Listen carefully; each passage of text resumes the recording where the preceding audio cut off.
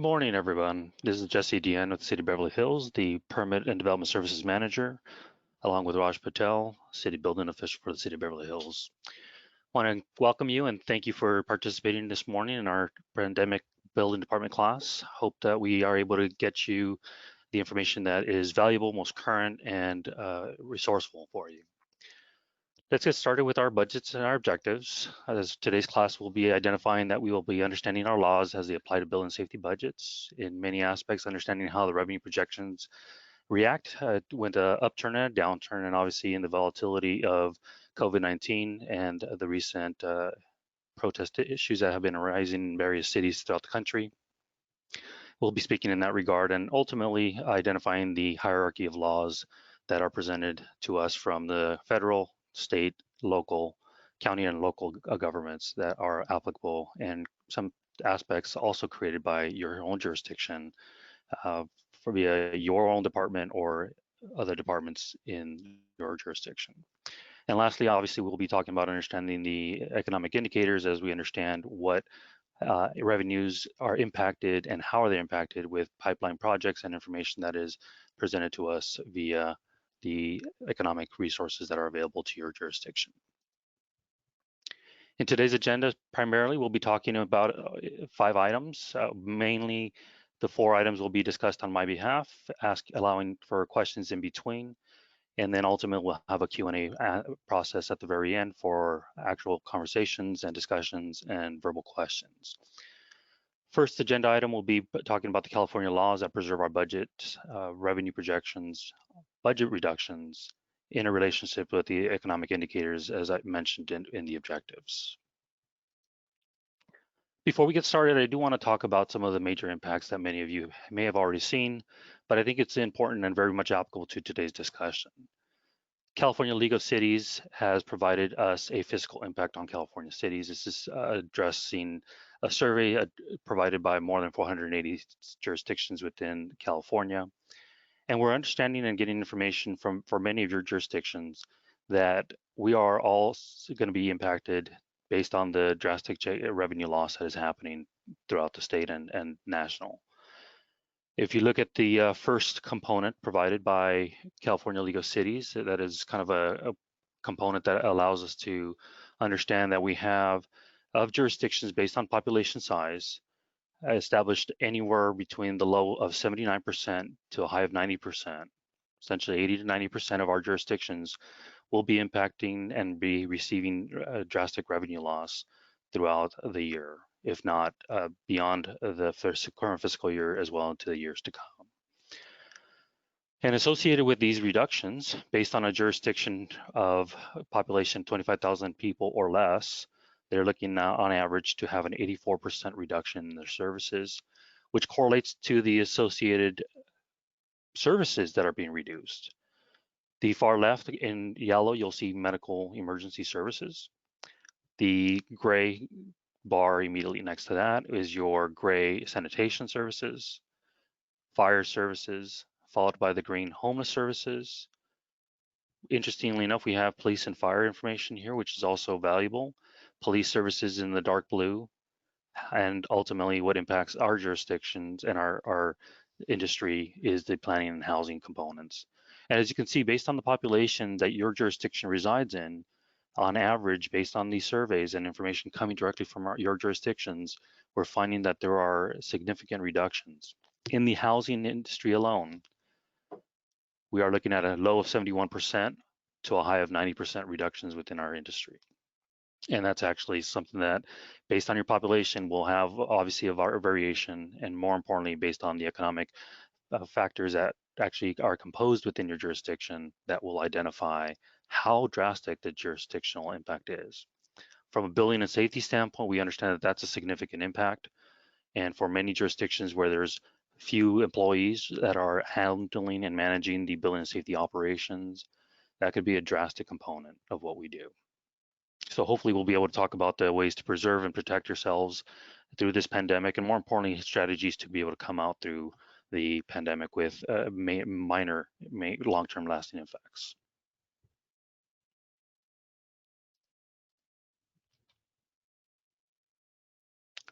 On the next slide, we actually break this down a little bit further and understand that we're trying to understand the anticipated expenses. Of course, in this budget presentation, we're talking about revenues and expenses.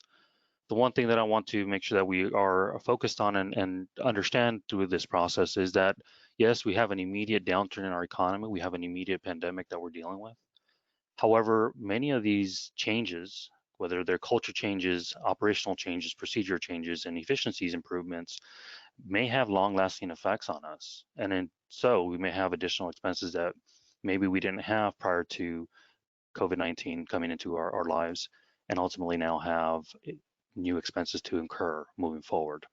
For example, the number one priority and number one element that is a big expense that many of us as a building operations may not have had in our normal budget operations would be disinfectants of our public facilities, our employees' equipment, work areas, something as simple as hand sanitizers that may have been in place, maybe have doubled, tripled, and maybe even uh, blown that budget beyond for office supplies. However, being that COVID-19 is a new way of life and a new reality in many of our lives, we understand that disinfecting our public facilities is maybe not a bad thing, and it will continue moving forward.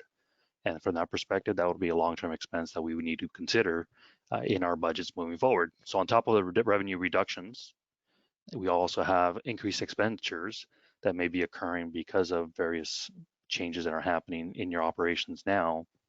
And we need to be cognizant of that. From that perspective, the disinfecting element, the purchase of protective equipment, the technologies associated for remote services, something as simple as the webinar services and these type of tools are essentially tools that will stay and maybe at one point may be reduced, but maybe not necessarily entirely. So that would be a new budget expenditure line item that needs to be considered wherever you may place that, whether it's office equipment and or technology and the like. On the right-hand side here, we now have the impact on our workforce, and here's where I am concerned with the most. If there are any revenue reductions based on your uh, population size and jurisdiction, you understand that the revenue workforce may be potentially reduced, whether it's through temporary furloughs or uh, hiring freezes, or even potentially reduction in employees and layoffs. You actually will have a long-term effect. The reality of our workload, it will increase and decrease, as we've known for the many years that we've been in the industry, and realize that replacing an employee is not a simple hiring process. It actually goes through the training process. It goes through the institutional knowledge learning process, and an employee that we lose potentially will have the challenge of bringing them back, onboarding them, and that may potentially take months to years, depending on the level of expertise that is necessary for your jurisdiction. And that in itself is the long-term impact in my mind, and I want to make sure that we draw attention to that as we move forward through our presentation today. Okay, starting with our first main element of discussion today is the state laws enforced by building departments. Here's what we talk about the classes associated for, excuse me, the laws associated with our building departments and what we have come to know as our requirements. And we talk about preserving our budgets. Through these laws, we also know that there is a understanding of our fees, and our fees in itself will actually end up being an origin of understanding the history and what they are. First and foremost, at the local level, every fee that is established by your jurisdiction for your building and safety operation will be the understanding of how to be able to take that revenue, earmark it for specific uses if it's potentially earmarked. And in the origin of creating that fee is where we get to establish how that money is spent. For example, a common fee that is being used is the ADA fee for training purposes. Another one would be for some jurisdictions that have technology fees to be able to allocate permit systems, mobile technology for your inspectors, electronic plan review services. Those fees that you may collect under a tech fee may be earmarked specifically for uses that are associated with building and safety operations. If your fee does not have an origin that is earmarked, then that would be typically a enterprise fee or a general fund fee. And that fee would be subject to the discretion of your jurisdictional governing body to determine how that money is used. Unless that fee is determined locally, and has an origin to be earmarked specifically for your operation, that fee will be would be the only way to protect that fee for your use within your operations, or again, reverting back to your general funds. The reallocation of that, again, will be subject to your submittal to your governing body for use, obviously every year or every 2 years, depending on your physical cycle.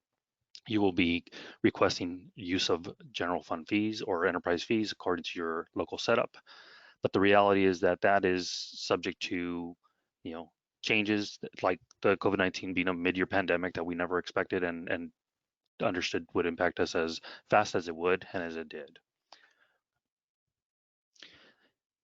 So the element of that is understanding that you are now getting into your government code sections. From the understanding of where the fee is made, which is a typical local ordinance, a resolution and an ordinance of fees. We also have governing codes that are established by the state at this level to determine how the cost of providing services should be aligned with the fees associated. So as you have local control of your fees, you also have the state regulation determining how your fee is to be charged. You can't overcharge on a building permit to be able to subsidize or charge more than the actual cost of you providing that service. That changes obviously during a pandemic. You do not necessarily make your fees adjusted mid-year unless there is an emergency. And for those of you that may be going through or have just recently gone through your fee studies or fee adjustments on a fiscal year basis, as we are now at the end of the fiscal year for those that are on a July through June calendar year or fiscal year, you understand that this is something that it would be of an impact. Now, many of you, like I, and our operations in building and safety in Beverly Hills have started our budgeting processes back in January, maybe even December or November, October. And in some cases, that was something that was not in the forefront of coming up with your fees. But the reality of establishing your fees that are reasonably cost are on typically on a cost recovery basis to ensure that you are able to support your operations and recover the necessary fees for those operations. So we look at Government Code Section 66014, that when a local agency charges fees for zoning, variances, zoning charges, use of permits, building inspections, and building permits, those fees may not exceed the reasonable cost of providing the service. And that's highlighted in the red for you. There is a lot more information that goes along with this code section that talks about the subsidizing of fees before it can be presented. It also talks about how the fees need to be determined by governing bodies before they can actually be implemented. And then of course the associated review and appeal process for presentation and a public hearing for public and for input. Okay. Next slide also it talks about other systems and other fees that are associated. We also have a solar energy system in Government Code 66015, where a city, county, or city and county or charter city shall not charge a permit fee that exceeds reasonable cost of providing the service. In this case, you have an example where, yes, the cost of doing business may be slightly different potentially for solar energy, but here specifically, they have a limitation on the actual cost per kilowatt hour of a residential and also for a commercial building. As you read through this code section, you'll find that there is a maximum amount of money that can be charged by a jurisdiction, and that is determined to be the reasonable cost of doing business, not to exceed. And so if you're actually operating at a deficit for the solar energy systems within your jurisdiction, you already are losing money. And if this fee increases or this cost of you to provide the service increases further, you'll find that you will be at a further deficit. Or maybe if you are barely cutting even and now your costs go up to provide the same service, you will be at a deficit, putting you in a red mark budget scenario for at least the solar energy systems. But these sections, again, are identified to be able to present to you the information that is necessary to help determine the cost limitations and revenue generations, and more importantly, the budget restrictions that can help a budget and building and safety in your budget operations. And we'll talk more about that as we move forward here. Another aspect, again, many of those fees that we mentioned before and code sections that I've mentioned before always will reference to your procedures for adoption various fees of Government Code Section 66016 and through 66017. And this is really talking about the action of adopting fees. Just so you know, this section is also important for you to understand. This is the prerequisite to help you determine an urgency process should you need to immediately adjust or change your fees necessarily to adapt to the pandemic in place.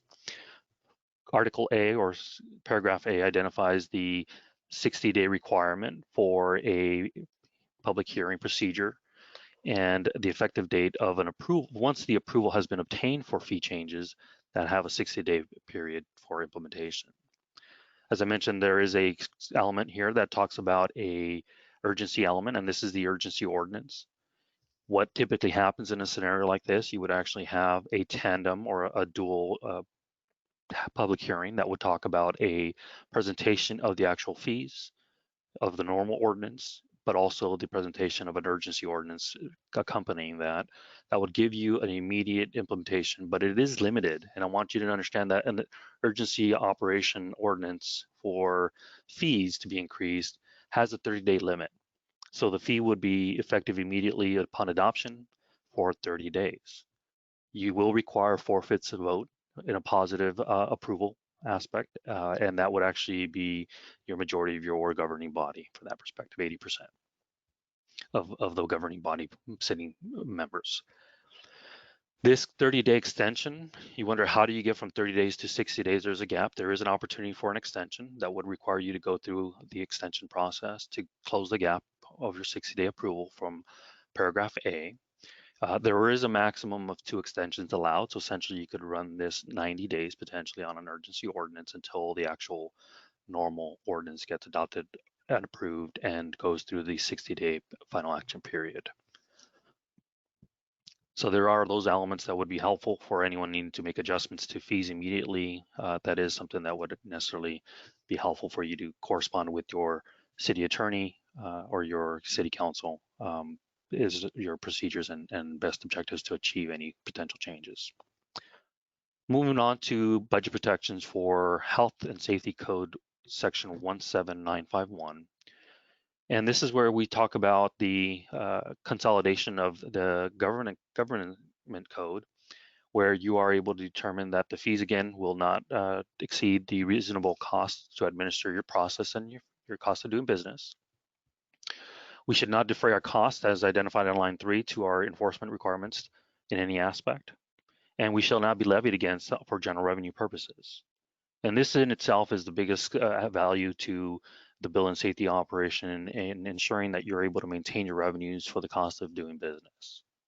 Now, during a pandemic, the first thing that happens is looking for equal cut across the board of reduction in fees, reduction in cost saving measures, or essentially trying to increase revenue services. And of course, everybody starts looking for all the dollars and cents that can be found to help maintain and offset any reduction in expected revenues. However, this is where we can determine and help understand that the fees that building and safety operations collect are intended to be used for building and safety operations. Okay.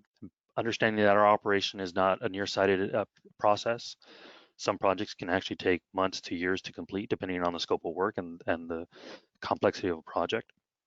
And we understand that the cost of doing business that we collect today may be the revenue that you might need for potentially the entire fiscal year, or maybe 2 fiscal years, or even 3, depending on how extensive the project may be.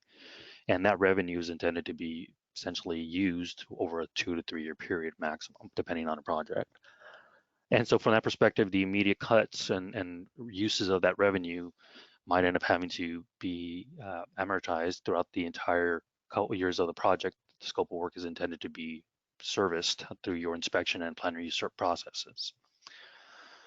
Even further, the local enforcement agency that fails to conduct the inspection of permitted work when notified by the applicant shall be entitled to a reimbursement of permit fees. And this is one of the elements that you got to be careful if you are cutting costs and cutting expenses that may necessarily be restricted on the revenue side. If you charge for 5 inspections and necessarily provide 4 inspections, that might not be a bad thing. But if you start charging for solar inspection fees and you stop producing inspections on solar systems for whatever reason, and of course that's not the norm scenario, but that's just an extreme example, that would end up potentially allowing you to provide a reimbursement of those fees collected upfront. And that's just something that needs to be considered when we're cutting costs and cutting services. So this is kind of creating that fine balance of maintaining our operations throughout the budget operations, building safety operations. Okay. Even further on that, we also have a government code section that actually helps us or kind of reiterates the same information, but I thought it's important for us to understand that there's two government codes restricting this. Even though you are subject to providing the services you charge for, failure to inspect on behalf of government code 818.6 is you're not necessarily liable, as we know, as a governing entity, as a building official and a building official representative. You're not liable for failure to make any inspections of any property other than its own property within your jurisdiction. So city property definitely needs to be maintained and provide inspections on, and that's where we do have jurisdiction and potential liability. But when it comes to private property inspections that most of building safety operations conduct, you are exempt from any reasonable and failure of making an adequate inspection. And this is where we reiterate, we are spot checkers in what we do. We are there to ensure that the design team, the licensed architect, the licensed engineer, the licensed contractor who are responsible for the project and the compliance to all laws are provided, and we as spot checkers get to do our jobs as we normally do by code enforcement and enforcing the code as is prescribed. However, we are again subject to not being the responsible party if we fail to make a call that is necessary or critical.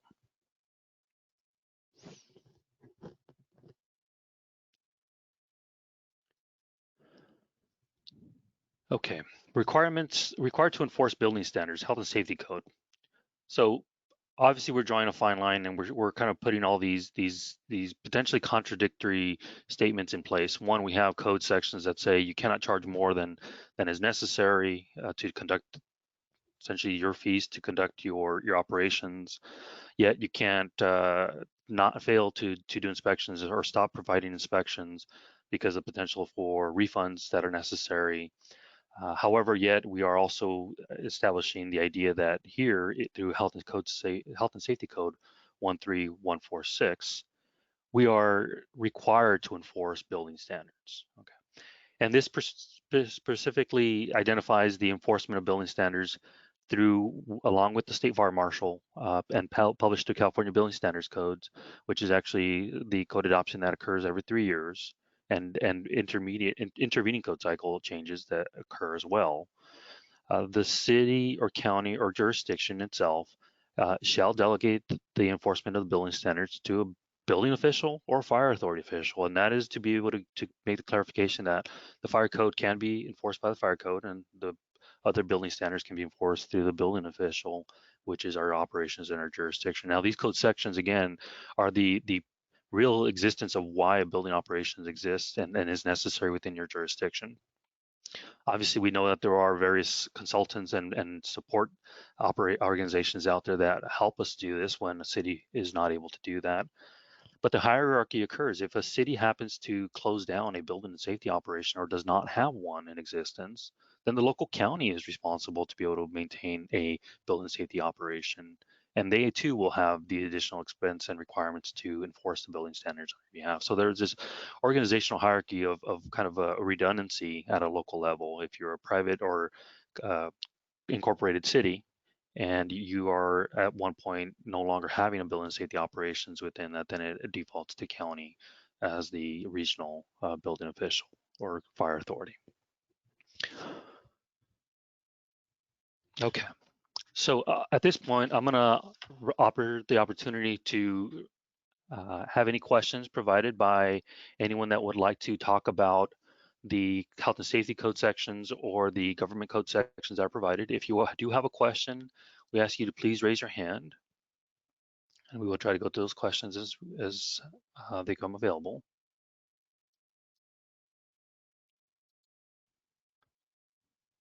Okay. Lauren, Raj, do we have any questions right now? There is a comment in the chat box, a question box, excuse me, about a possible poll, if you'd be willing to offer that to attendees. Okay, let me open that up.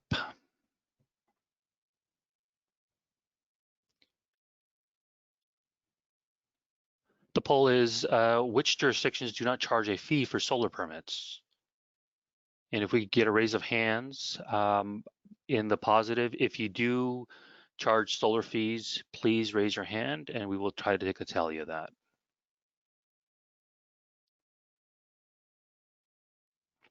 Give you a few minutes to do that.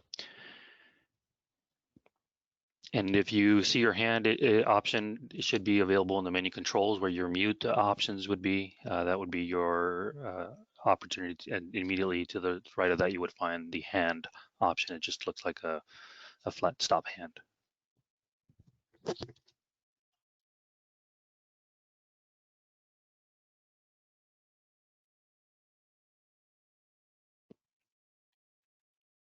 As that is going on, I will answer that for Beverly Hills. Beverly Hills does charge solar fees permits, and we are limited or using the limits on the established by our government code section.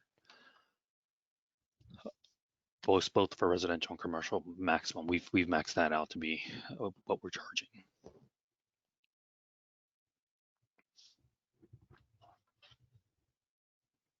Any other questions or any other comments? And Jesse, if it does make it easier, I was able to create a poll if we want to launch it right now, just so we have a more of a finite answer, if that helps. Oh, yes, that would be great. Can we launch that? Yes, here we go. Perfect.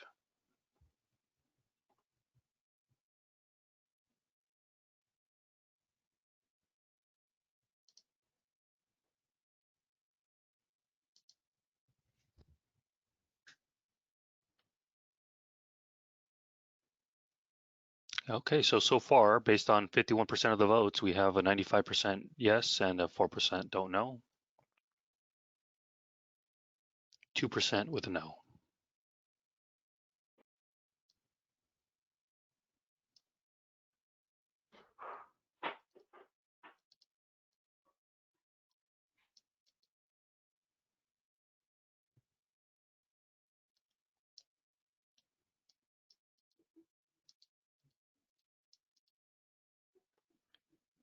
All right, I'm going to go ahead and close the poll. Okay.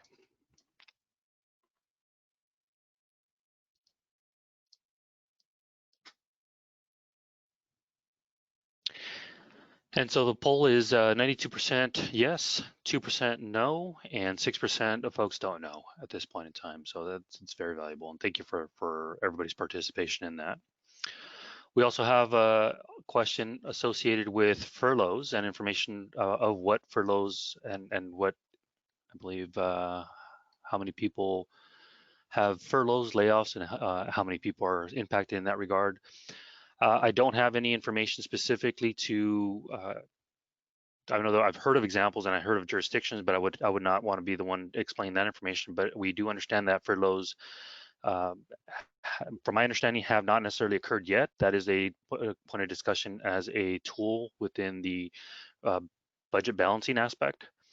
There are jurisdictions locally here in Southern California that have laid off and lost some percentage of their employees, maybe even to 33% of their employees in the building operation. And so, yes, we are seeing that happening, but I don't have the information quantified specifically for every jurisdiction here in California.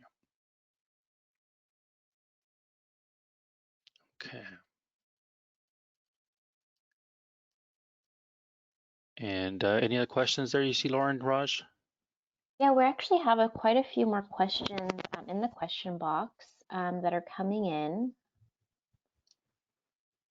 Okay. Here we go. I'm trying to just get to them and expand this option. Here we go.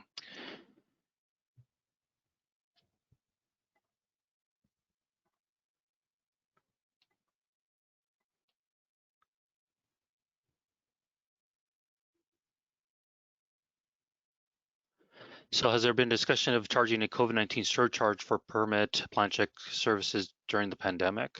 That is definitely a discussion of some jurisdictions, and I know that is a consideration of those fees. And in many aspects, most jurisdictions are actually using those as a way to actually get a more permanent fee in place, whether it be a justification for a long-term tech fee to be in place associated with that, or even optional services like consultant increases or as needed fees to be able to expand and increase the consultant services to provide inspection or plan check services during the pandemic. Obviously, there is also surcharges that are associated with the initial technology buildup if you're starting to do remote services or online meetings or online services as well. But many aspects, what I'm finding is end up being a long-term solution towards something that the jurisdiction can actually use in everyday operations, such as justifying an electronic plan check for those jurisdictions that aren't there. So that's an excellent question.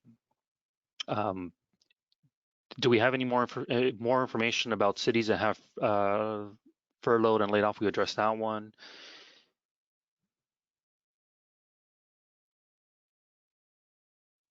Okay, so the basis of the survey for the League of California Cities is actually something that had been provided by the California League of Cities, and I believe that is actually a survey that they did during the pandemic impact. So to answer that question, Kevin, that is essentially a component of California League of Cities. They do this periodically. Obviously, they are doing this more frequently now for the pandemic in place. And so for a perspective associated with the League of California Cities, it's really what the cities that have responded most likely came from city managers' offices or your upper management, executive management, or if not, your jurisdictional council associated with that. So that is information at the high level that is being presented to us. And then can building department fees be transferred to the general fund for use? In many aspects, yes. General fee revenues can be transferred for general fund use unless they are protected. And that's one of the references I was alluding to in understanding the origin of fees. Unless your fee is established with an earmark, a component associated to that, and what that money is to be used for, it can be transferred to your general fund if you are a general fund operation. If you're an enterprise fund operation, you obviously have more protections in that regard, and that money will stay in the enterprise fund itself. It would act as a mini general fund for your department or the various departments associated with the general fund. I mean, with the enterprise fund aspects. And yes, that is the difference. A general fund is subject to be reallocated potentially by your governing body, and it is up to us as building officials and building operation managers to understand how to keep that revenue within your budget. Okay. And so as you start taking in money, you start allocating and using these code sections, hopefully to justify how that money needs to continue to stay within your budget, even though it is a general fund appropriation back to you. Essentially, you make the money, you got to ask for it back every year, and hopefully you're able to maintain that without reductions or having it lessened during the pandemic. Okay. Perfect. Okay, well, that's it for these questions at this point. If you have any more that occur throughout the presentation, we'll have another opportunity for the next section to address the uh, PowerPoint or the subject topic specifically on revenue projections moving forward. So at this point, we'll go into revenue projections and questions associated with that. And then again, just a reminder, we'll be able to have a open dialogue discussion at the very end of the entire class. Okay, revenue projections. So we're talking about, if I can get this to go, perfect. The various aspects of revenues. What are our revenues in general for our operation? Under building safety, the most common fees that we or revenues that we are understanding, and the public is in our public and our council typically understands is our permit fees, plan check fees, because typically those tend to be the highest, and then penalty and violation fees, and then of course other fees. Now, if you're anything like Beverly Hills, other fees for us is potentially all the development taxes, charges, and fees that occur. And that in itself for us in Beverly Hills overshadows any other fee that we charge. And so it makes it look like because we at the building department collect those taxes, development taxes, school taxes, park and rec fees, we end up getting the, um, per, the the reputation that we charge a lot, obviously. And so from that perspective is something that we need to consider. But nevertheless, from a revenue standpoint perspective, you understand that the plan check fees, permit fees are all based on either evaluation, square footage, actual cost. That is all subject to your ordinances for fees and based on your fee schedules that determines how much the revenue is and what methodology you use for that element. Penalties and fees, some of these are essentially established by your code enforcement office, your city attorney's offices, and maybe even sometimes the penalties and fees internally, such as your reinspection fees that are determined based on the cost of your inspection team. And so we go through that process and realize that revenues itself have various parts of this. And obviously we'll reiterate that plan review fees are a big part of that budget. The plan check fees are a big part of that budget. Specialty fees are essentially energy fees, green building, technology fees, or anything else that we charge that are either provided to us through a code section that we may have seen in section 1 of this presentation, or also some fees that you may have charged locally, like the technology. That is simply typically that is not codified in any code unless it's codified within your own jurisdiction. Then you start talking about the section 4, which was the development surcharges, taxes, and fees, and that's talking about your California state programs as well, which is the accessibility training. I believe it's the AB bill that came in 2018. I'm sorry, 2008, I believe. County fees, utility fees, those are essentially your sewer charges and things like that. School development fees for your local school district, dwelling unit taxes for increasing, again, all the services for the residents of your jurisdiction, and then rec and park fees associated with any of your local public spaces governed by your jurisdiction as well. But the one thing that I want to make sure that there are other parts of our budget that would be valuable to understand and keep in mind. And obviously, yes, we do have to administer. Yes, we do have code enforcement aspect and expenses associated with our budget, and how do we recover those fees as well and revenues in that element. The document maintenance and public records costs and revenues that are necessary to manage those building department operation records, some governed by law that are required to be maintained, others potentially just a public service that you may provide. Your systems, your technologies and tools. And again, this is not only digital tools, but this is also your potentially personally protective equipment that might be necessary. So we now have to start looking at these budget components to determine the long-term and the immediate effects. Internal service charges. And the reason why I bring this one up, and I think I want to make sure that we pay attention to this, is all the cleaning facility surcharges, you may end up having them as an internal service charge increase potentially, or you might end up having them under the facility maintenance and repair increases on line item 5 and 6. So understand where that fee is going to be impacted, if it is going to impact your jurisdiction, or if you're going to be one of the lucky few where the governing council determines that they're going to have an appropriated fund that's separate for the COVID-19 expenses that might be incurred as you start potentially the return to work services and or getting folks back into the office and opening your counter operations for public engagement. Travel number 7 is travel and training. Obviously, we're talking about the travel and training associated for city business. As we mentioned and identified in our laws section, we have accessibility training that is a requirement for us, and they actually allow you to charge that type of fee for your permits to every permit provided, and that allows you to actually maintain accessibility training with all your employees that are essential for the enforcement of accessibility. However, unless it's clearly identified, your travel may be a separate budget or line item in your budget, and if that is something that is your scenario in, you will understand that the training cannot potentially happen without travel, and if travel gets cut, sometimes down to zero, you may not be able to perform.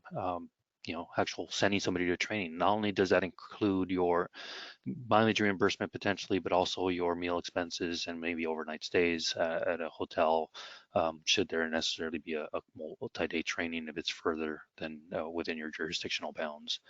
So that's where we help and try to provide your virtual training, such as today's class. That is something that is obviously going to be a trend moving forward. And so we look to provide a training component, hopefully be able to give you that opportunity, even from the remote services and maybe even the comfort of your own home or office, wherever you may be. The membership and the subscription services obviously are something that would be at a face value easy for us to understand that we would keep, or essentially easy to cut. Potentially, his memberships are necessarily maybe not be critical for us during the COVID-19 pandemic right now. However, you understand that memberships and subscriptions are essentially what give you information. For example, Beverly Hills, one of the biggest things that we subscribe to is the engineering news report, and that helps us understand the economic trends of the industry, of understanding the building cost, materials, and the local expenses and cost of construction in our Cali County area. Office equipment and supplies. And again, this is another one associated that might be overlapping potentially with item number 4 with tools. Your office equipment may be different. Your office equipment and supplies may change. There might be a spike in new equipment that's necessary, such as webcams, microphones for your computers that maybe are not necessarily essential. Again, this is something that could be a blend, and it's up to you to determine what your jurisdiction will charge. If your IT department is responsible for operating or purchasing any computer equipment, such as microphones and video cams, or even something as simple as a service or a subscription to a Zoom meeting or GoToMeeting account, understand where that's coming to you. It will be charged to your department at one point, whether it's an internal service charge, whether it's through your office and supplies and equipment, or even your tools and technology. So that's something that needs to be answered, and understanding how much of that would be necessary of within your jurisdiction. But nevertheless, the reason why we're talking about these expenditures is understanding that in your revenue, you need to potentially offset these fees and reclaim that money somehow. Then we talk about very briefly about unearned fee revenues, and this is really the long-term commitments that your building department may have. We're talking about amortizing the revenues that you may receive potentially. We've talked about this extensively at the BOLA classes and the business, the budget department, building safety budget department classes offered at the Ed Weeks. And this is really talking about the idea that you have a project that is maybe a multi-month, multi-year project that you take in the revenues at the day of permit issuance, and essentially you start amortizing the revenues over a period of the time you provide services. So you would take a $10,000 permit fee potentially for a 2-year project and take $5,000 year 1 and $5,000 year 2 in trying to level out the revenue so you don't have an immediate spike and potentially lose that revenue during a fiscal year change where all the money was collected up front and now you're still required to provide services in a different fiscal year. Yeah.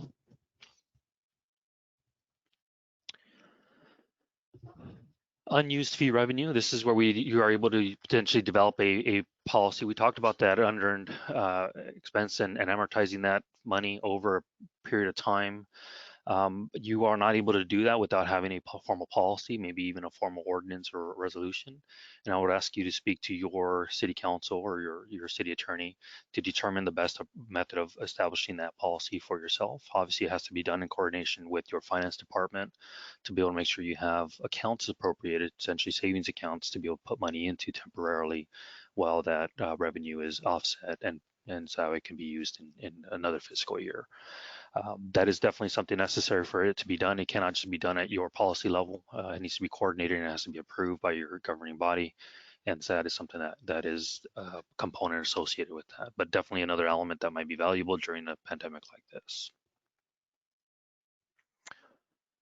So we're talking about revenues here, and so we're looking, and many of you have seen this, have attended the classes before, is the County of Los Angeles historical revenue information. This is the ebb and flows, up and downs, and the increases over time from the 1975 time period to the 2009 time period that we have information from LA County, showing you the information. Now the value here is that we have a long-term history, and we understand that the more information you have in the historical context is most valuable to understand your increases and your normal revenue strategies, and that gives you a very good baseline to understand whether you're in an up and down economic cycle.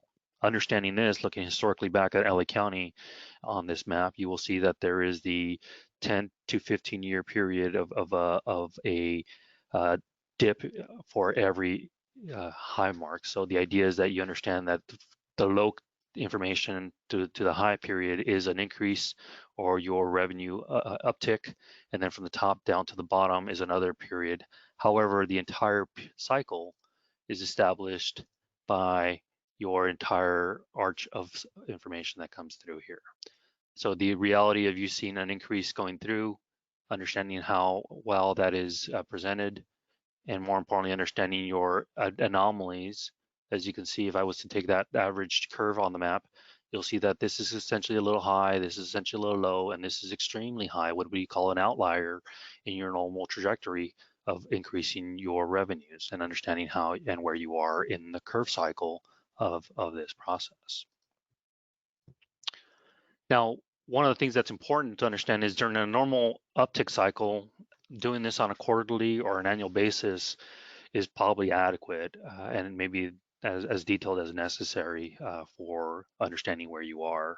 When you start getting into the transitional periods, and the transitional periods being essentially top of the curve, bottom of the curve, and understanding this is where we start looking at our revenues a little bit more closely. And we transition from a quarterly period to maybe a monthly and maybe even a weekly or biweekly process to understand how we're transitioning up or down on a week-to-week basis or a month-to-month basis.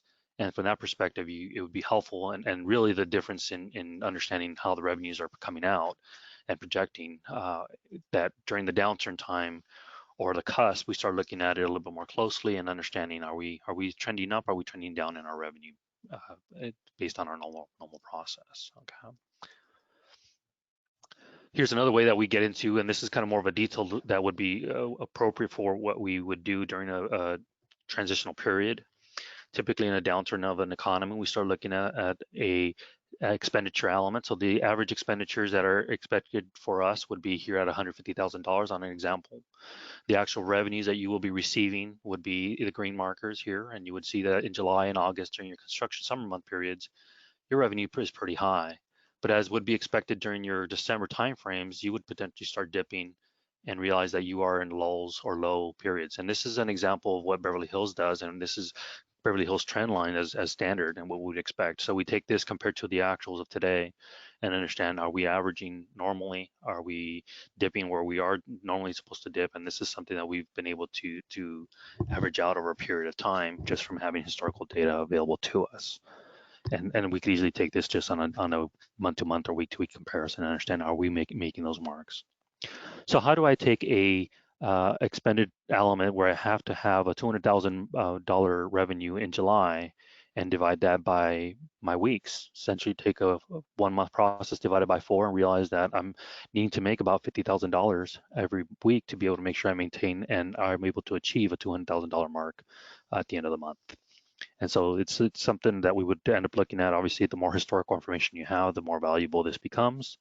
If you don't, it's never too late to start, and it might be valuable to actually understand information from your finance department, how much money you've been bringing in over the past period of time. As much information as you can gather, the more you can understand what would be a normal April, March, June, July timeframe, especially for comparison of year-to-date actuals that we have. And that's pretty common in most financial industries and more common with finance departments as well. And so we start looking at these combined, but the revenue element is really the critical one. Obviously, we want to make sure that we're meeting our marks on revenue projections, understanding that we're in a COVID and 19 pandemic and realizing that everybody across the board is losing money and will not meet our budget revenue marks as expected. The question is how much, and that's really the biggest concern that we all have as we kind of go through and start adjusting our process, our budgets. So we talked heavily about the revenue element of understanding that, now understanding how the reductions are. But before we get into this, I'm going to open up the floor again to any questions that anyone has to be able to answer as we move forward here. And we're looking for another poll. If I may ask Lauren to help us with another poll. Which jurisdiction charge for valuation versus square footage versus actual costs for permit fees? Or even the combined. So valuation option number 1, square footage option number 2, actual cost number 3, or a combination of the above, if it's possible.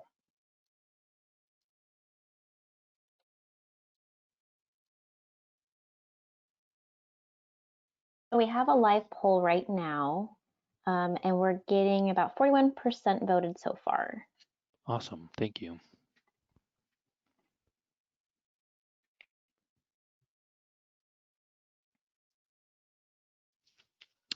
So thank you for those that are responding, and please continue to do that while we get majority of the response back from everyone. As Beverly Hills, just so you are aware, we do have a evaluation-based permit fee system. We are charging a percentage of evaluation for the actual cost of construction. We, in our evaluation process, do have minimum square footage rates that we charge per our districts, some based on commercial and obviously some on residential, and different minimums for the type of replacement or type of scope of work that we're dealing with, whether it's a new construction versus additions, alterations, or modifications. So Hey, we have Jesse. 60%. Yes.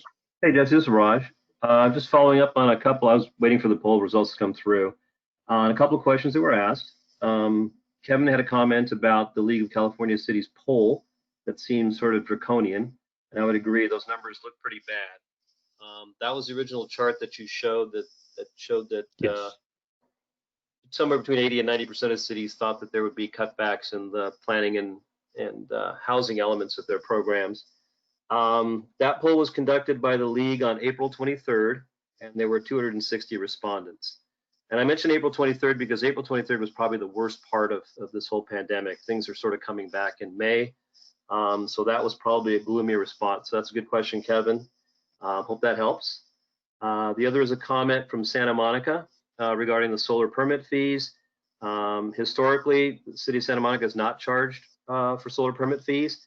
However, they're in the process of revising their fees and charging solar permit fees for mandatory installations. So if you're installing it as part of the new energy requirements, they would charge it. If you're doing it voluntarily, they would not. So thank you, Ariel, for that. And that's all I got. Thanks, Jess. So I see that there are some attendees with their hands raised. I just want to clarify that that wasn't left over from the poll that we were offering. And if you don't have a question, go ahead and lower your hand, but if you do, keep it up.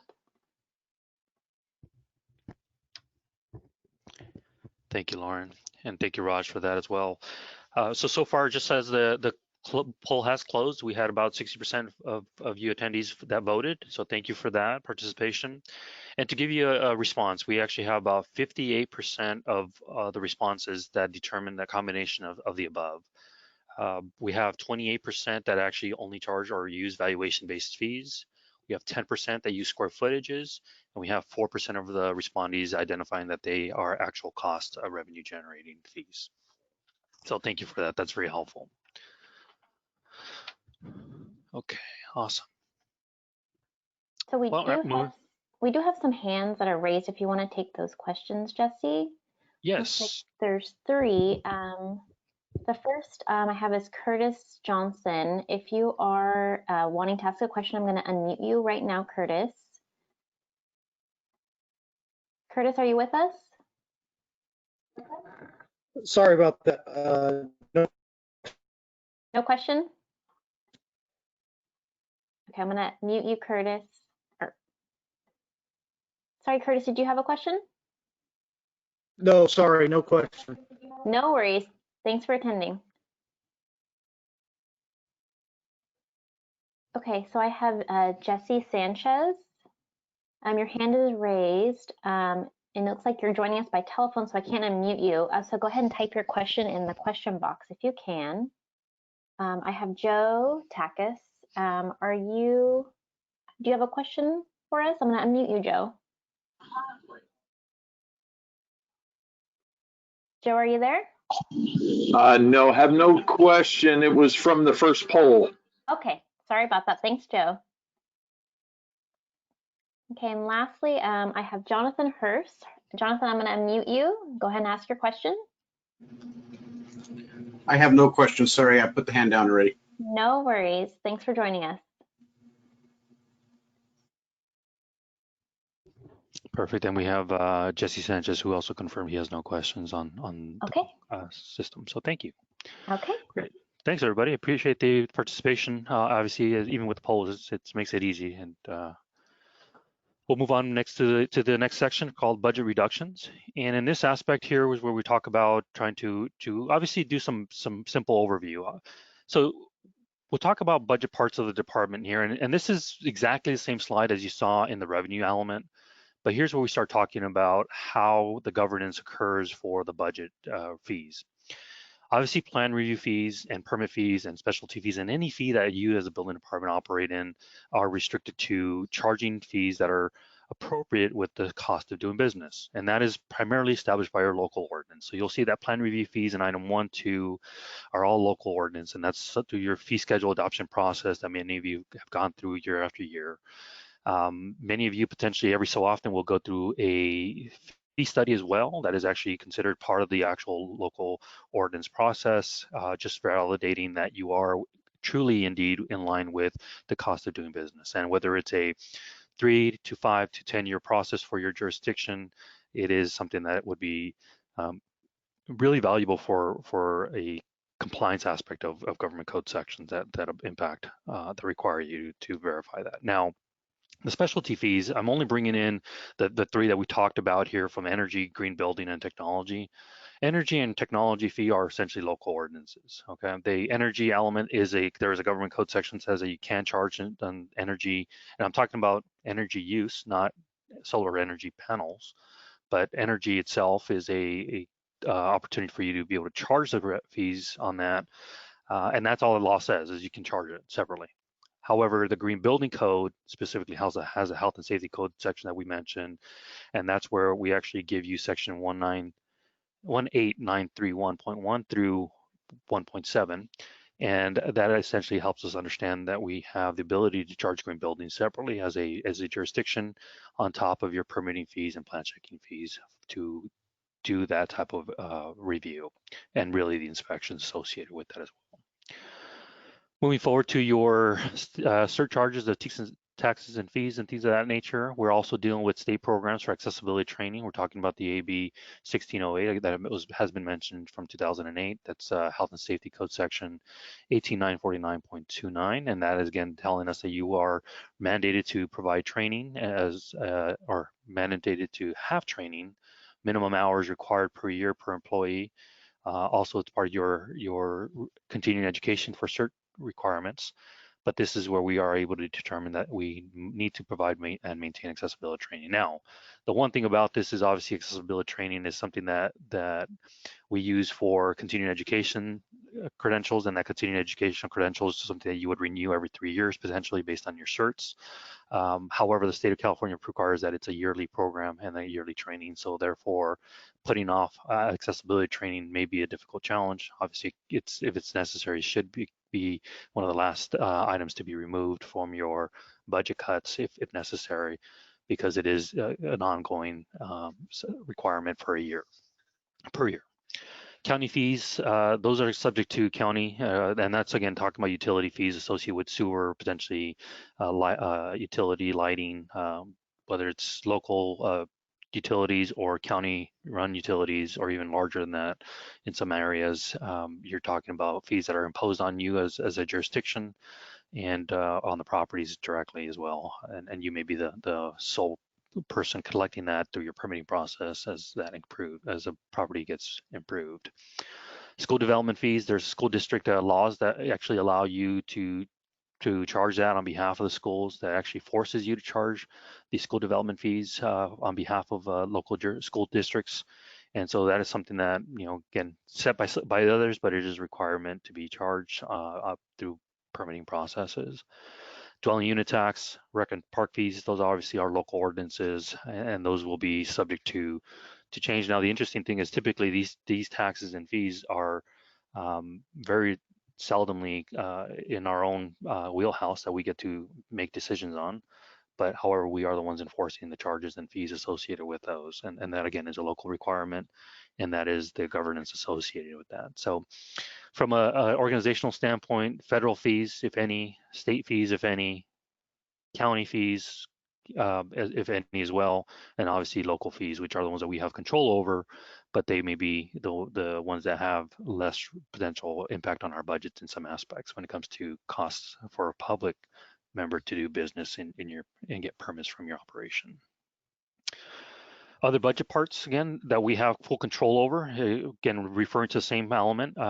The local control is primarily provided with all the administrative aspects of it from item 1 through item 8. We've mentioned those in the previous revenue slide, where we do limit or increase those as necessary, and that is, essentially done through your annual fiscal process to determine fees and schedule fees and charges as they move forward. This is where it gets a little tricky. Sometimes that local control gets reduced temporarily simply because of your fee studies, and fee studies might be giving you some perspective of understanding if you're charging too high based on administrative costs or anything else that might be kind of overexpending on something compared to other jurisdictions or services provided. Travel and training, again, it's limited control. Some aspects you do have control over, and some aspects, as mentioned in the laws, are restricted, and you can't have those budgets reduced too much. At least the expenditure aspect can be controlled, but you might end up having to provide some training ongoing as required by law.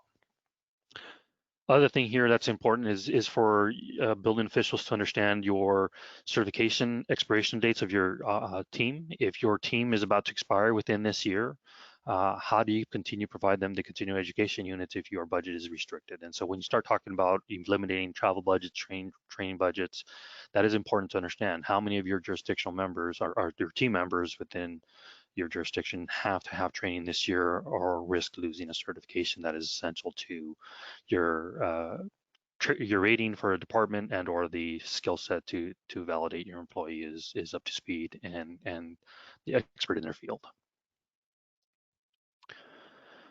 Okay, with this simple budget reduction assignment, the reality is we go through and talk about our budget reduction cautions. As we know, as in a general aspect, people just give us the mandate, or we hear from the public that we are required to have a 10% reduction. What does that really mean? This is a breakdown of expenditures and how we would potentially reduce to try to achieve a 10% reduction. And the reality is that if you look at column 1 being our salary, that we realize that itself that we essentially can't charge or can't cut down our salaries of our employees without them being notified. The typical way that this would happen would be through a furlough process, where you end up furloughing your employees and not pay them for a period of time, and that would end up giving them less salary at the end of the year. But the reality is you can't necessarily make a major impact or long-lasting impact. This would just be a temporary cut for a period of time to get you down to a 90% salary from a $100,000 salaried employee. Okay, so the reality is in a 10% reduction element, in this example here, this was what 10% would look like based on the information provided above. And so from that perspective, I want to make sure that we understand that. The other element here is that we looked at the column, last row here, identifying that when you just take down and keep the budget perception of only doing training, office equipment, and office supply, you understand that this is actually going to end up reducing to a total of about $5,000 only, okay? The reality is we're trying to achieve $20,000. If you were only to take this training, office equipment, office supply out and keep everybody else the same, you would only achieve about a $5,000 savings and ultimately still have to struggle to reduce $15,000 if our goal is to achieve $20,000. Okay. So the reality is it's not just an equal reduction across the board. It is actually a targeted and really finite surgical cut, if you would call it that, from the budget based on your operational needs and requirements. Okay. All right, we talked about fee studies briefly, but I did want to establish that they are a cost of providing services primarily, and there are different methods of doing this. If you are not wanting to adjust fees accordingly, there are ways of doing mini fee studies for specific line items in your operation that you have control over. Again, I would ask you to speak with your finance department as to what would be an acceptable fee study or justification of a fee change if you are not able to go through a full fee study through a consultant for obvious reasons of timing and or expense budget requirements. And so you have the ability to start adjusting and appropriately making changes. There are time motion studies that are allowed or used, where really you would just take, how many of hours does it take for X employees and all the employees involved in that process to complete the task. There are just general revenue, quantitative number fee studies that you say, I have 100 permits that I issue a year and I need to make $100,000. Take the $100,000 divided by the quantity of 100 permits on average that we issue, and you get your average $100 per permit to come up with that revenue and that element. So there are various ways to do that. That is something that I would say, don't get caught up in just trying to get a full fee study done from a third party or a consultant if not necessary, especially for some minor changes. But again, subject to your finance department and what's acceptable to them to be able to accommodate that type of change. Okay, the laws for establishing fees, just as a reminder, is that the Health and Safety Code section and the Government Code sections are essentially clarifying and reiterating the fact that they must be reasonable for the cost of doing business. Okay. Okay. Fee studies are essentially profit-making objectives, should not be included in these fee studies. Obviously, you cannot make a fee study that allows you to charge more than the cost of you providing the service, at least based on those two laws that we just saw. It also requires you to charge the service to be in proportion to the costs associated. And there is a way to average these out. There's not necessarily an actual cost requirement, but many of you, as we identified by the survey of the attendees, 4% identified you have an actual cost. And so that's really a per widget expense, so per hour expense or per permit expense or whatever, the per plan check expense. Here you're talking about being able to establish a proportional cost of doing business. So I have 2 inspectors. They cost me $100,000 to operate the inspection team, and we have to make those $100,000 back in revenue. And that's what the fee study itself is intended to do. If you start making $200,000 off of it, something that's costing you to provide a service for $100,000, that's exactly what we're trying to avoid and not allowed to do by law. And obviously for the charges are assessed at a higher level than the actual cost of providing service. Understand that you get into the slippery slope and legal requirement that might be subject to or considered a tax and subject to voter approval, and therefore would be you would be not compliant with the requirements and potentially subject to liability for your jurisdiction in doing so. Okay, so some real examples of budget reductions. We have the city of San Jose, who has provided information on their websites, and we were able to identify that their general fund element in March, and the March element or budget proposal was identified on the top left table here. In March 2019, they had a 2019 incremental surplus of $3.5 million. After they started looking at all their information and realizing that in May 2020, we actually had to do an adjustment they had to do an adjustment because of the pandemic in place. They started realizing that the base case scenario for 2021 is realizing that we had a major reduction. So 2021, they're projecting to have a deficit of $15.6 million. When they adjusted it up here recently in May, they realized that that was a error potentially, and the recession case, they were anticipating a $38 million reduction, almost doubling, over double the amount of revenue loss that was expected. This is an indicator that they were anticipating some type of a revenue fall, obviously, whether it's the revenue fall associated with the decline in our economic cycle for construction that was expected and was being already felt by many jurisdictions throughout the state. We now realize that the pandemic actually made that gliding descent into more of a sharp decline and drop off on our budget revenues, and so therefore the appropriate adjustment was made, and you can see here. Now, interestingly enough, you saw that there was a kind of a reduction back in 2021 for a 3-year forecast. We're starting to make a profit about year 4 and potentially have another reduction in year 5. Look at that, what happened here. Everything now just simply ended up almost increasing, and that positive where they were potentially trying to make money on 2022 to 2023 has now turned into a $33 million deficit. Now, 11 plus 33, that's about $44 million deficit that has been forecasted based on the changes that are happening that on not only associated with COVID-19, but I imagine other elements, as you can see through this example. Okay.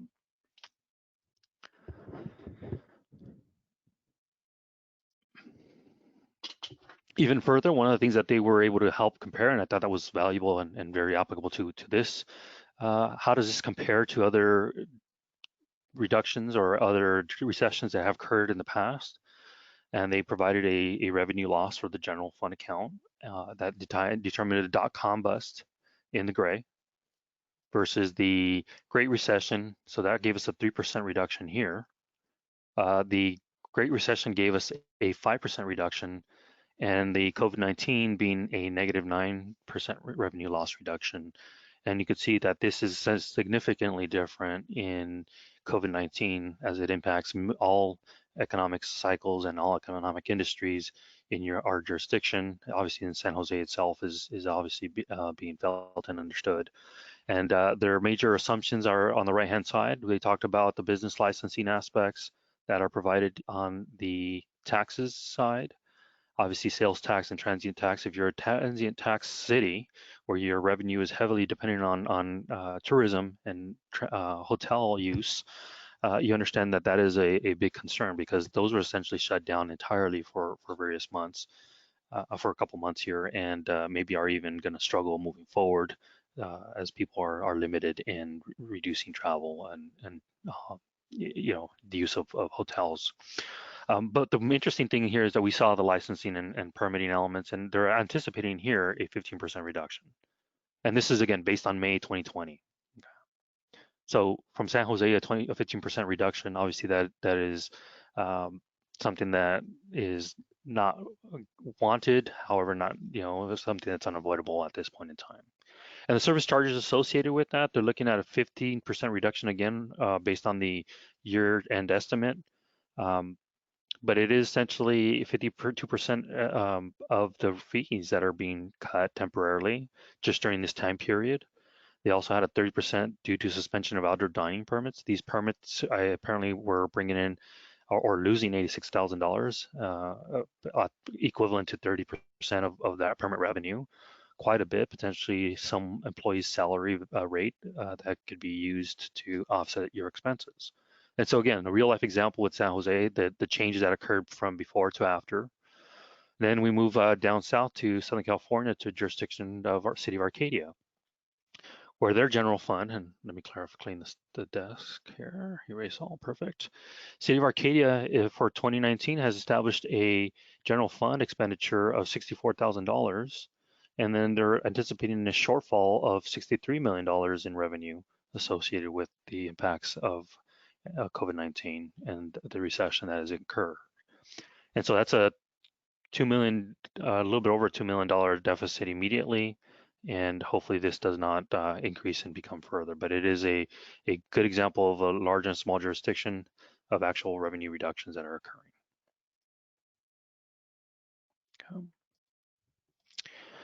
More specifically within the city of Arcadia, here's the actual breakdown that we're talking about beyond the taxes and everything else. Obviously, the previous screen was just the city operations, but here we're talking about all taxes and everything else, all the revenues that the city has. And overall, they are looking from a budget to an estimated element of a reduction from 63 million to 59 million, a good $4 million difference entirely on everything that the city is doing and potentially going to lose as estimated here in this chart. So you can see it's definitely an impact. It's happening across the board. California League of Cities to that survey identified a pretty gloomy example, but there's a lot more information that we have, and I'll present to you here that kind of starts alluding to the large reduction that potentially might be happening on revenue reductions. Okay. I thought this was very interesting as well from the city of Arcadia. Again, thanks to Raj Patel for providing a lot of this information as well. He helped me understand that this is actually the breakdown of where your expenses are by category. And so from a personnel perspective, of course, everybody wants to avoid reduction in employees and personnel. And the reality is if your budget looks anything like the city of Arcadia, you are realizing that majority of the place to cut potentially would be at personnel, unfortunately. So what do? We stop filling positions, we create hiring freezes, potentially start looking at reallocating people into other services where there may be a different need during this time frame. Ultimately, the last effort would be to essentially cut positions. There are early retirement programs, and that's one of the ways to actually achieve that. There are voluntary leave programs that people are providing for those that are not eligible to retire but are wanting to take a leave or because of the various changes that are occurring and the personal necessities of an individual. So you realize 77% is personnel based on the 1920 budget on column on the left-hand side, and that slightly went up from the previous year. And you're dealing with overhead and management expenses. So it does not include expense equipment. This is potentially all people, overhead, and again, costs of consultants and things of that nature, 20%. And then there's a 2.5% of supplies in the green, and that is, again, total without the employee personnel, the red and the green combined, you're looking at about 22% of your budget. If we're looking at a truly 30% reduction across the board, as was stipulated or kind of anticipated by the League of California Cities, then we're realizing that by cutting the red and the green, you're going to be able to maintain employees. However, the overhead management would be non-existent and your supplies would be non-existent. And we know that that's not a reality of how we can operate. I'm going to pause here before we get into the next slide section and identify that we are asked for any questions that may be coming up. And because of the time, we are going to just try to be brief. Any questions here? So, Jesse, this is Rod. yes, sir. There was a question regarding your comments on the technology fee.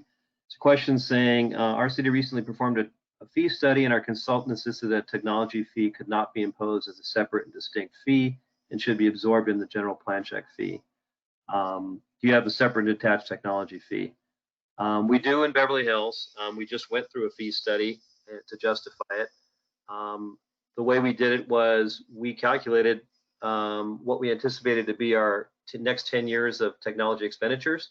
So that included personnel costs, for example, if you have somebody that manages your IT or your permit system for you, as well as the cost of replacing a permit system once every 10 years, as well as the maintenance costs for any of the other software. You may have electronic plan check or some other software applications, some sort of queuing system. We took all of those dollars, added them up, and then calculated that as a percentage of what we anticipated the building permit fees to be, to come up with a percentage. And so we originally had a technology fee of 5.5% as a surcharge, and through the fee study that we just conducted, we reduced it down to 3.7%. And in looking online, I see a number of consultants that have done recent fee studies in 2019. I see Milpitas and some other cities that they are justifying a separate technology surcharge.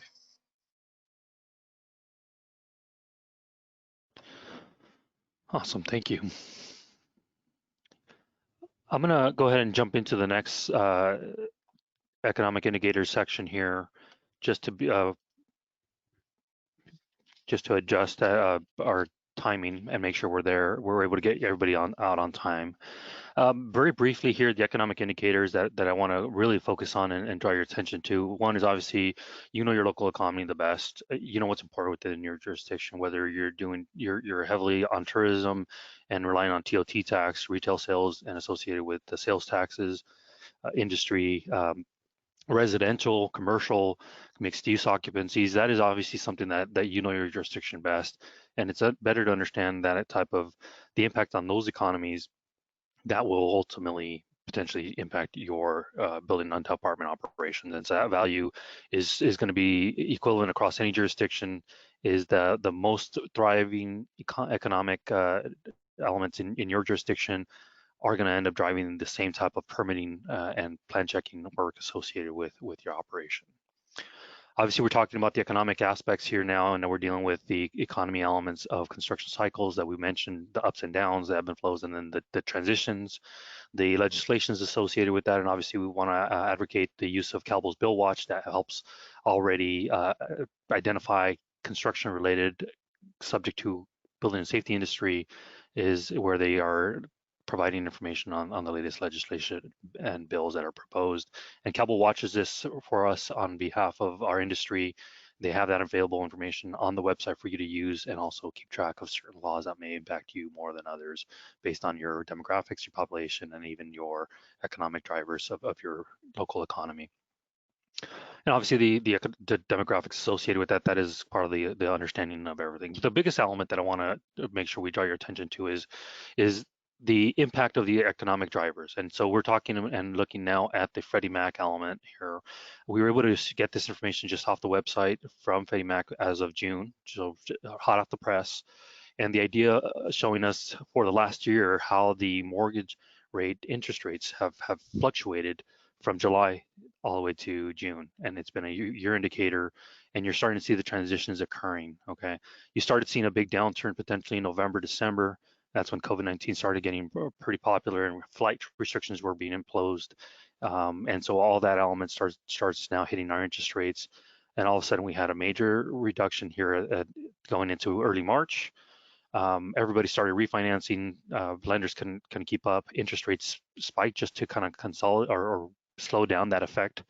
And now you started seeing dropping down. And so you'll see a transition occurring for a 15-year term and a 30-year term on a pretty equal parallel glide path down. The interesting thing, and the reason why I want to draw this to your attention, is we actually also ran numbers that from our Census Bureau, and this is residential building permits issued in the state of California for the last 4 months, and that's January, February, March, April. Realizing that in January we had a 8,600 permits issuance month. We climbed to 8,700 permits. That's a 1% increase between January and February. But then going into March and mid-March, we know that's when we had the stay-at-home orders from the state. We had a 9% reduction immediately from 1 month to the next, and then even a further gradual decrease to April being the worst year, where everybody was a full first month of COVID-19 stay-at-home orders and governments shutting down for in-contact operations. And overall, you combine the +1, -9, -25 reductions, and you get a total average of 33% in building permit residential building permits for the state of California. So pretty significant, but however, pretty aligned with what we're seeing of reduction in services at the local level from government to the actual economic indicators matching. So the interesting thing that I want to draw to your attention further is that same graph overlaid on top of each other. I've provided the January information, and let me highlight that here for you.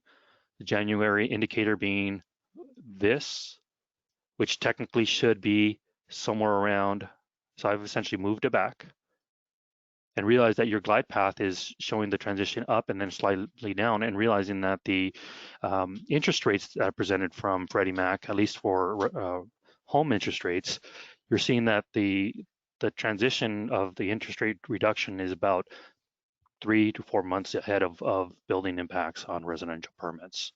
And I know this information is provided through various sources, but more importantly, it's actually through Rob Raymer's group, and I believe he may be on the call. I'm not sure if he's available to add and shed any more information on this, if you are there, Rob.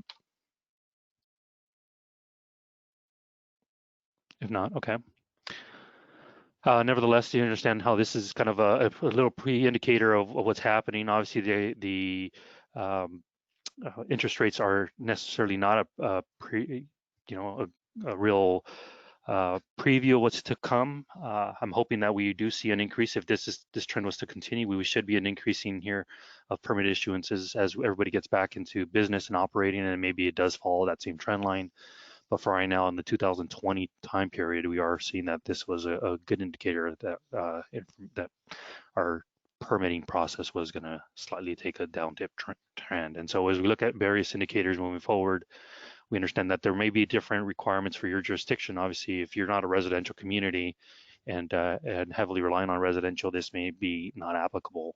And that kind of ties in together the understanding that you really need to understand what is the local economic drivers in your jurisdiction and what kind of information is available to you. I will stop here, but I will offer Lauren and Raj to have any last minute words before we potentially get into a question and answer scenario.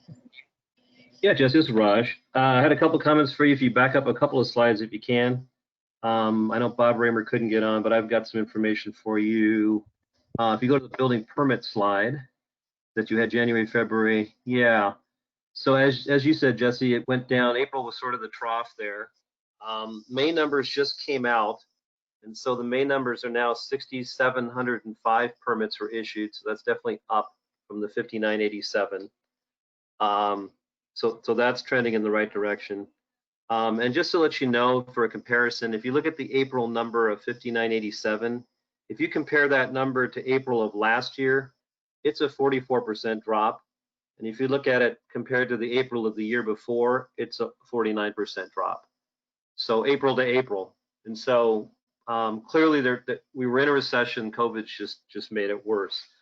The one thing I can say on the following slide you have, Jesse, with Freddie Mac, with the interest rates, is that we know that the housing market turned negative in late March and, like I said, hit a trough in sort of that mid-April, late April period. But since then, it has been rebounding. As of mid-June, applications to purchase homes have been going up from April, which is like a 12% increase. Going forward, Freddie Mac forecasts that the 30-year fixed rate mortgage will remain low, probably going from 3.4% where it is now in 2020 down to 3.2% in 2021. That should stimulate a lot of refinancing. And so the anticipation is you might see, as a building department, a lot of additions, alteration type projects as you get into the end of 2020 and beginning of 2021. And then they anticipate in the middle of 21 the purchase market for new housing to go up again. And so maybe that's a little bit of a bright spot in kind of what we're seeing now. That's all I had, Jesse. Definitely, thank you. And that's actually very promising. It looked like the hopefully this dip is going to be more of a sharp decline and hopefully a sharp increase immediately thereafter, causing this to be hopefully a small negative. But the reality is, yes, it is rebounding, and you know, unfortunately we already are down as much revenue as we would have not anticipated before. So appreciate the update, Raj. That's very helpful. Lauren, I'll leave it to you. If you have any questions, I'd like to take questions from anybody that'd be willing to ask a question, whether it's by hand, by the question poll option in the system, or by voice. Looks like we don't have any hands raised at the moment. And it looks like you answered all the questions. If anyone does have anything, again, as Jesse said, write that in the question box or raise your hand. Well, that's occurring by anyone that might have a question. I do want to thank you for your time, and I do appreciate you, you know, joining us this morning and helping us. Hopefully, you are happy with this online environment. Obviously, the training is the best we can do right now with the COVID-19 restrictions in process. But nevertheless, this online learning experience is obviously something new, and we're all adapting to it, and appreciate your participation. The question is about slides to be provided. I believe the slide and the actual video presentation would be available, as I mentioned by Lauren, I believe within 24 hours of today. If not, we will notify you as soon as that is up. And yes, I believe that would cause the second question, which is it can be copied and used through the CALBO website. Yes, so this presentation, along with Monday's code cycle presentation, will be available online under the COVID response tab on our website. And if you have any questions anytime, feel free to call us at the CALBO office or email info@calbo.org, and feel free to share with your staff. So it's like no other questions or hands raised at the moment. Perfect, thank you. Well, if anyone does have any additional questions after today's training, you can either call the CALBO office at area code 916-457-1103 or email your questions to info@calbo.org. And with that, I thank you for your time and hope everyone is staying safe and healthy, and enjoy the rest of the week.